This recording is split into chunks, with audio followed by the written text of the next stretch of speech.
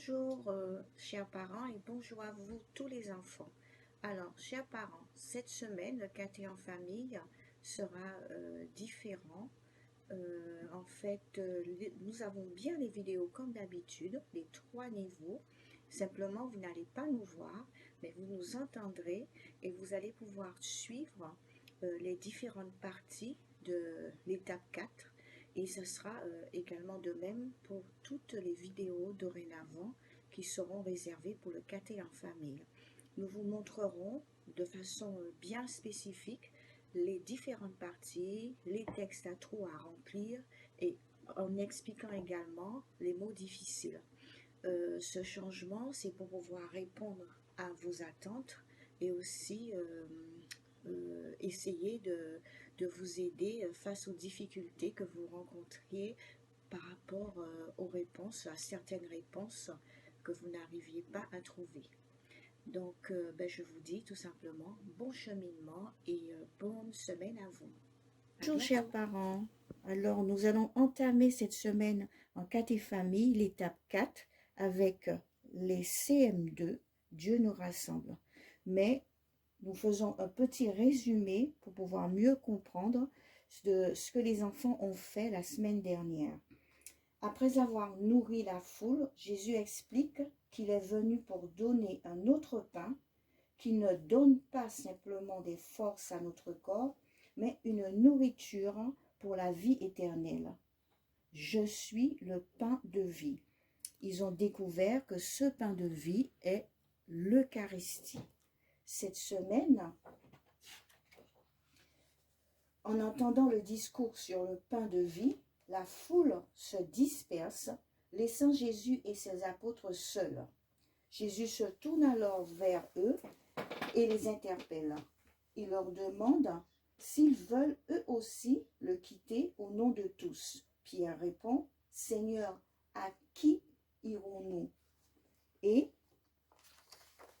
il répond, « Tu as la parole, les paroles de la vie éternelle. » C'est le titre de notre étape pour cette semaine. Mais avant tout, chers parents, je vais vous demander de prendre la Bible au chapitre de Jean, chapitre 6, et les versets 60 à 71.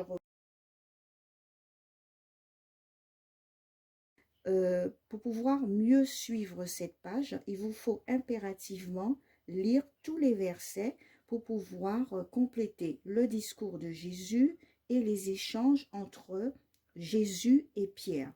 Donc, nous débutons ici, voyant la foule affamée. Jésus a multiplié les pains. Ensuite, il a multiplié les pains et les poissons pour leur donner à manger. Par ce miracle, il veut réveiller en eux une autre faim, celle de sa parole et du pain de vie, son corps et son sang. Donc, toujours à partir de Jean 6 et les versets 60 à 71, vous allez pouvoir compléter.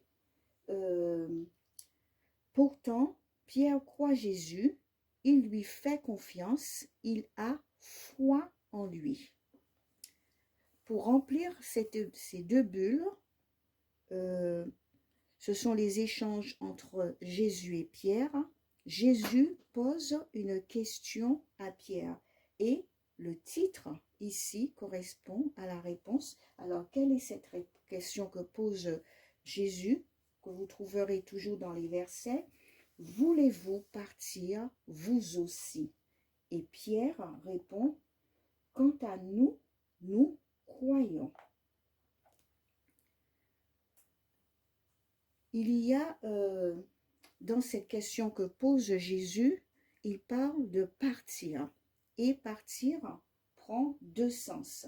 Alors, il faut noter que Jésus va traverser une grande crise et qui va diviser les disciples. Donc, quand il parle de partir, le premier sens, partir, c'est s'en aller, quitter un lieu, une personne, c'est le choix que font les disciples. Partir, se mettre en route pour aller quelque part, c'est le choix que font les apôtres pour suivre Jésus et marcher vers la vie éternelle. Donc, dans ce discours, Jésus place tous ceux qui le suivent et qui veulent avoir sa vie, suivre ses pas et avoir la vie éternelle, à se mettre en route. Se mettre en route, suivre Jésus, c'est faire confiance. C'est Jésus, j'ai confiance en toi. C'est lui faire confiance.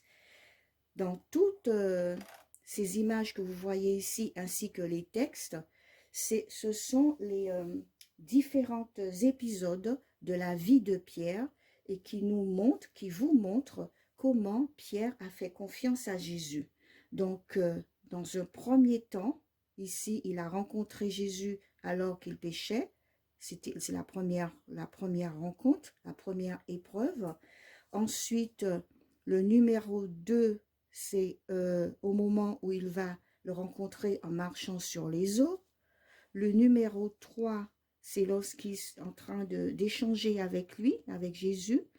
Donc, votre activité avec l'enfant, c'est de pouvoir relier chaque image au texte correspondant pour pouvoir montrer la confiance que Pierre portait à Jésus, la foi qu'il lui accordait. À la page suivante, toujours dans cet esprit de faire confiance à Dieu, c'est-à-dire de lui faire, d'avoir la foi, comment faire pour suivre Jésus? Alors, comment allez-vous faire? Qu'allez-vous proposer pour pouvoir suivre Jésus?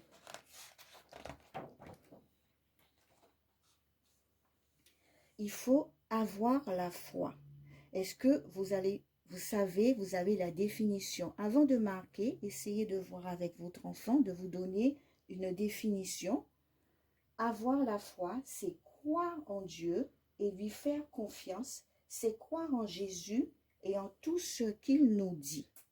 Donc, avoir la foi, c'est croire en Dieu, c'est lui faire confiance et c'est croire en tout ce que Jésus nous dit. Mais il faut aussi mettre en pratique cette foi et mettre en pratique ce que Dieu nous dit. Alors comment? Ici, vous avez les pas qui vous proposent de suivre Jésus. Parler à Dieu chaque jour, aller au catéchisme par exemple, nous le faisons à travers notre vidéo, lire un livre qui raconte la vie de Jésus. Ensuite, vous avez des pas vides. Il y en a 5 pas. Vous pouvez toujours, par exemple, demander à votre enfant, comme il y a 7 jours de la semaine, de redessiner ses pas vides et de marquer à l'intérieur chaque jour, au moment de la prière, son action, comment il fait pour suivre Jésus. Donc, chaque jour, dans un pas, il va pouvoir noter et prier. C'est aussi un moyen pour votre enfant, pour vous, de redire la foi et par la prière. Donc, vous avez ici des exemples pour pouvoir redire la foi.